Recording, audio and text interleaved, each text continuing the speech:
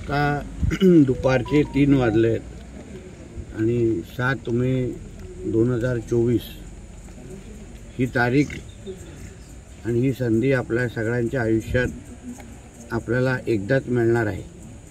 ही तारीख पण आपल्या आयुष्यात एकदाच येणार आहे आणि परत 5 वर्षानंतर म्हणजे 2029ला आपल्याला परत एकदा ही संधी उपलब्ध होणार आहे। म्हणून मी माझ्या तमाम माता भगिनींना आणि सगळ्या मतदार बंधूंना विनंती करेन की ही संधी आपण सोडू नका। आपल्याला कोकणाला परिवर्तन घडवण्याची एक संधी आपल्याला हातात आलेली आहे।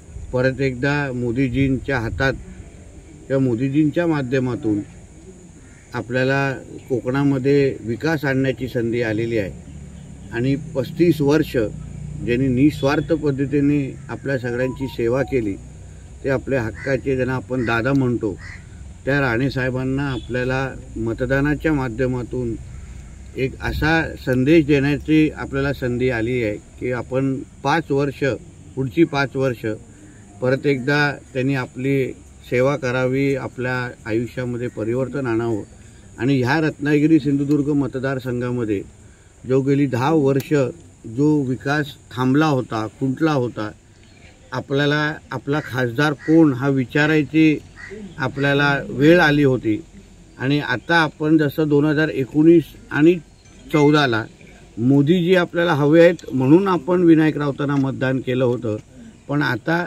आपल्याला मोदीजी हवे असतील, मोदीजींना आपल्याला देशाचं नेतृत्व करायला परत एकदा संधी द्यायचं असेल तर आपल्याला सन्मान्य राणे साहेबांना मतदान कमळ चिन्हाच्या समोर 2 नंबरवर बटन दाबून आपल्याला त्यांना संधी द्यायची आहे। तर मी आपल्याला विनंती करीन की आता आपला जिल्हा ह्या मतदारसंघाचं 62 म्हणजे 42% 62 नाही 42% मतदान झालेलं आहे आत्तापर्यंत। म्हणजे दुपारचे 1-1.5 वाजतापर्यंत तो आकडा आहे 42चा।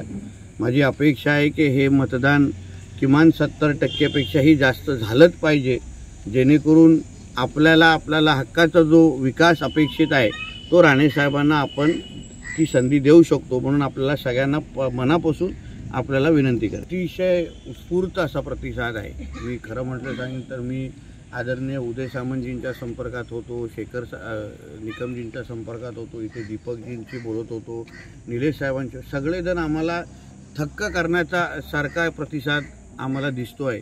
रांगा एवढ्या मोठ्या आहेत, ज्या शहरामध्ये रांगा एवढ्या मोठ्या, मी पूर्ण ग्रामीण भाग आता करून आलेलो आहे। लोकांना उत्स्फूर्त पद्धतीने बाहेर येऊन मतदान करायचं आहे, मोदीजींपर्यंत आपले आभार पोचवायचे आहेत। आपल्या हक्काच्या दादांना असे असंख्य तालुके आहेत ज्यांनी कधीच अजूनपर्यंत राणेसाहेबांना मतदान केलेलं नाही। राणेसाहेब आमदार म्हणून निवडून येत असताना फक्त कणकवली आणि मालवण आणि कुडाळ या 3च तालुक्याने आत्तापर्यंत राणेसाहेबांना मतदान केलेलं आहे।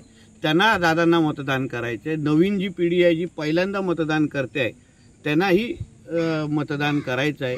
एक चांगलं म्हणजे एक वातावरण म्हणजे हे काय मी कोणावर टीका टिप्पणी करणार नाही, पण असंख्य जुने शिवसैनिक ज्यांनी 1990 पासून जे राणेसाहेबांशी जुडलेले आहेत तेही काही मला भेटले आणि तेही मोठ्या प्रमाणामध्ये यावेळी राणेसाहेबांना मतदान करण्यासाठी बाहेर निघत आहेत। कारण का त्यांना हा विश्वास बसला आहे की आत्ताची जी काही उबाटा नावाची जी काही शिवसेना उद्धवजी चालवतात ती बाळासाहेबांची शिवसेना नाही आहे।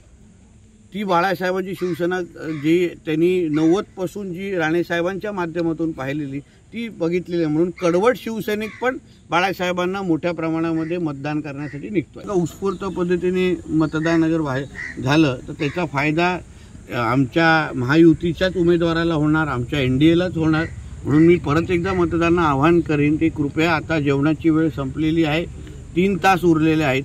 ह्या 3 तासामध्ये तुमचा 1 मिनिट बटन दाबण्याचा तुम्ही फक्त आम्हाला द्या म्हणजे मतदान करून, आणि पुढची 5 वर्ष आपल्या आयुष्यामध्ये आम्ही काय परिवर्तन आणू शकतो जे तुम्ही गेल्या 10 वर्ष बघितलं नसेल हे तुम्हाला परिवर्तन आम्ही आणू। जेव्हा आम्हाला तुम्ही मैदानात हरवू शकणार नाही, जेव्हा आमच्या बरोबर विकासाच्या मुद्द्यांबरोबर तुम्ही चर्चा करण्याची तुमची ताकद नाही, जेवढ्या तुमच्या पक्षप्रमुखांनी अन्य नेत्यांनी सभा घेतल्या, जेवढ्या आमच्यावर टीका केली, पण आत्तापर्यंत एकही ते लोक बोलू शकले नाही की गेली 10 वर्ष विनायक राऊतांनी काय केलं।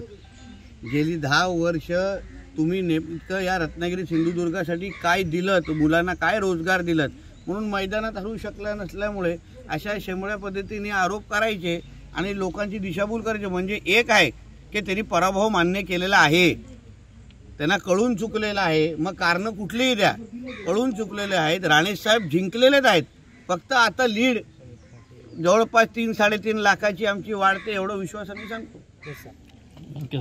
ताज्या अपडेट्स आणि ताज्या बातम्यांसाठी आजच सबस्क्राईब करा आपला Sindhudurg digital news channel. Like करा, शेअर करा, कमेंट करा आणि महत्त्वाचं म्हणजे बेल आयकॉनला क्लिक करायला विसरू नका.